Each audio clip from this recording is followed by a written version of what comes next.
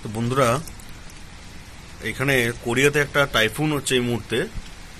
এটা পোহাংয়ের দিয়ে কাল রাতের বেলায় এসছে, কাল রাতের মধ্যে পোহাংয়ে এসছে। তো সারা রাত্রি প্রচুর বৃষ্টি হয়েছে এবং হিউজ ঝড়, প্রায় 120 কিলোমিটার স্পিড ছিল। এখন তার এই অবস্থা, পুরো একদম চারদিক পুরো ডেভাস্টেটেড হয়ে গেছে। এই আমাদের সামনের একটা ফিল্ড পুরো জলে ভর্তি হয়ে গেছে, আর চারদিকে প্রচুর গাছপালা পড়ে একাকার হয়ে গেছে।